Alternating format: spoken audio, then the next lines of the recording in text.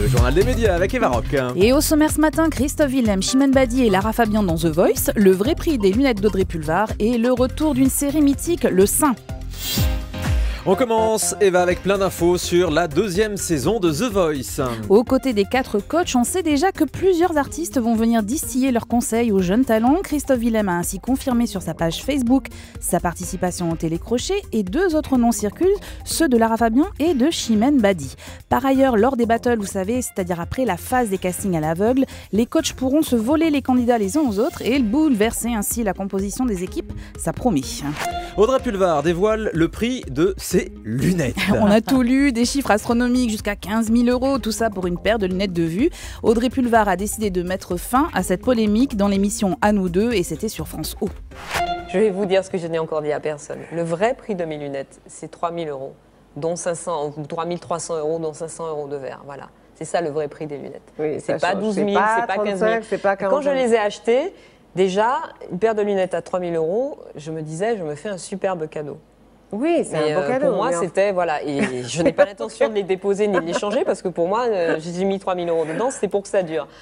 Quand je vois les sommes qui ont été annoncées, qu'en une du Canard enchaîné, qui est censé être un bon journal, il est indiqué que mes lunettes coûtaient 15 000 €, je me pose vraiment des questions sur ces gens qui, eux, me donnaient des leçons de journalisme.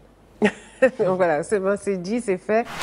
Voilà, Audrey Pulvar qui met donc les points sur les i. Une autre polémique, Eva, du côté de Montbéliard. Jamel Debbouze risque de ne pas être le bienvenu dans la ville du Doubs lors de sa prochaine tournée. En fait, dans son spectacle retransmis en direct sur M6 jeudi dernier, l'humoriste a lancé une pique comme il les affectionne. Je le cite, ils sont moches les gens à Montbéliard. Là, ils me regardent en direct. Quand j'y étais, je me suis dit, le nuage de Fukushima, il s'est arrêté au centre-ville. Il s'est passé quoi là-bas? J'ai de la famille en plus. Montbéliard, si vous m'écoutez, j'ai rien à vous dire. Alors une blagounette qui n'a pas du tout fait rire certains habitants et encore moins une journaliste de l'Est républicain qui s'est fendue d'un édito et qui écrit « L'affaire fait causer dans les chaumières comme sur la toile à Montbéliard et agace, gratouille, irrite aux entournures les gens d'ici.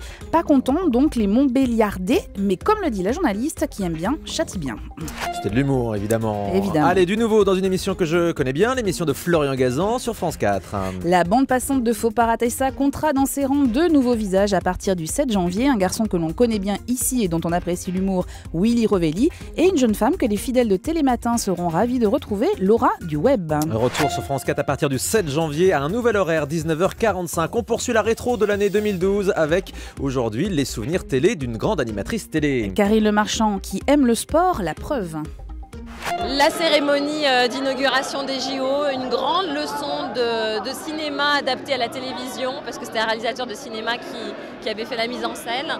Et voilà, aujourd'hui il y a beaucoup de chaînes de télé, mais quand il y a vraiment du lourd, de la créativité, du travail en amont, de l'argent aussi qui est mis dans des vraies créations, c'est magique. C'est mondial et quelque part ça porte tout le monde. C'était très très très beau, très émouvant. Et suite de cette série sur les meilleurs souvenirs de l'année 2012, lundi dans le journal des médias. Le retour du Saint avec Roger Moore. Et oui, la série culte des années 60 s'apprête à revenir sur les écrans dans quelques mois avec 2 acteurs qui étaient dans la version originale, Roger Moore et Yann Ogilvy. Ils hériteront de second rôle et renforceront le casting dans lequel on retrouvera notamment Enrique Murciano de FBI, porté disparu. On termine avec le chiffre du jour. 100, c'est le nombre de numéros de l'émission Tous Ensemble déjà produits que l'on peut voir chaque samedi le samedi sur TF1. Pour la 100e édition, l'animateur Marc-Emmanuel a pu compter sur le soutien de Mimi Mati. La comédienne est venue poncer des meubles et son mari Benoît, chef de cuisine, Thomas ne riez pas, a participé à l'organisation d'un dîner de charité. C'est à voir sur TF1 samedi 5 janvier, c'est-à-dire la semaine prochaine, à 17h05. Ah, elle ne peut pas poncer tous les meubles, par exemple ceux de cuisine qui sont tout en haut, tout ça. Oh, Non, il faut des échafaudages, des choses. Thomas. Ce sera donc dans Tous Ensemble sur TF1. Merci beaucoup Eva Rock pour le journal des médias.